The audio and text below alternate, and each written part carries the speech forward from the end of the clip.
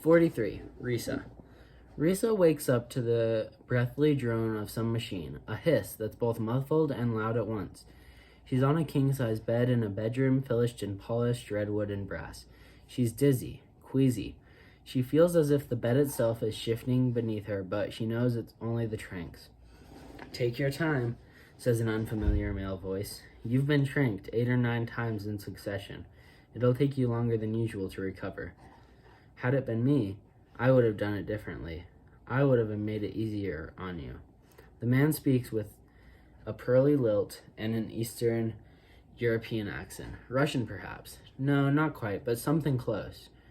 As her eyes begin to focus, she sees him standing across the room, adjusting his hair in a full-length mirror. Slender, dark hair, well-dressed, Risa pulls her knees up protectively, wondering what has transpired during her lapse of consciousness. He glances over at her, and reading her body language, he chuckles. "Do not worry," he says. "No one has harmed you while you slept off the tranquilizers."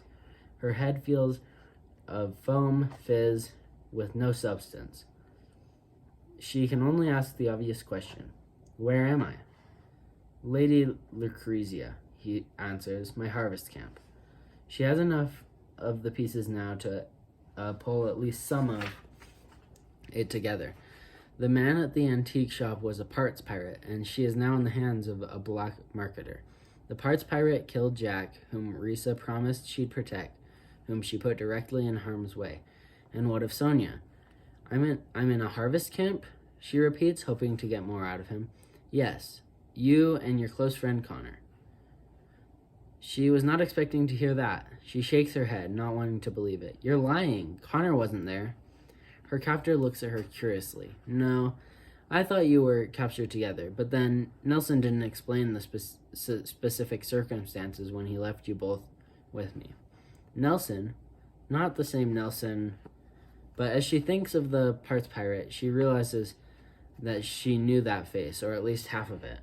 Suddenly, the entire room seems to heave, moving one way while Risa's stomach moves another. Without warning, she's rushing over the edge of a bed onto the floor. The foreigner sits beside her, gently rubbing her back, and she doesn't even have the strength to recoil from him. "My name is Divan, and no harm will come to you while you're in my care."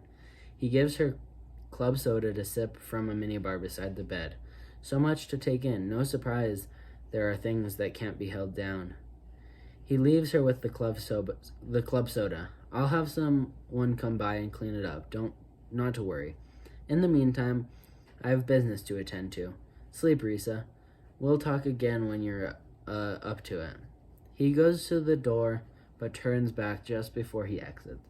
"If you feel ill again, I find that looking out of a window helps." Once he's gone, Risa moves across the bed and reaches for a curtain. Pulling it back reveals a window, but not the sort she was expecting.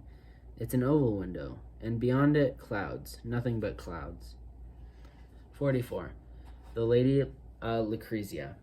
Simply put, the Antonov AN-225 Miria is the largest flying object ever built. The 6 engines of the massive cargo jet boast more horsepower than Napoleon's entire cavalry. And when people talk of moving mountains, this is the plane that could do it. Only 2 of them were ever built. The first is in a Ukrainian air museum. The second is owned by wealthy Chechen entrepreneur Divan Umarov. Currently, he is in negotiations to acquire the other one.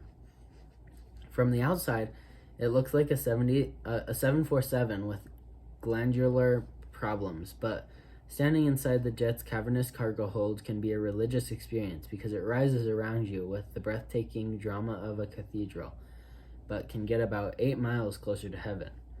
The interior of the Lady Lucrezia, as Divan christened her, bears no resemblance to its original hollow shell. However, it was meticulously redesigned to be both a lavish residence as well as a fully functioning harvest camp, landing only to take on fuel and fresh unwinds from Divan's international network of parts pirates, as well as to offload the various and sundry products of unwinding worth so much more than the kids themselves. Lately, he has spent more time airborne. Considering the ruthlessness of his enemies, it's safer to stay mobile as much as possible. And the current cargo, rare as to be almost priceless, requires his personal attention. It is a feather in his cap that he has caught Connor Lassiter before the American Juvenile Authority, or the Despicable Daze. He will remain on board, closely overseeing his business until such time as Connor Lassiter is sold at auction and his parts distributed to satisfied customers.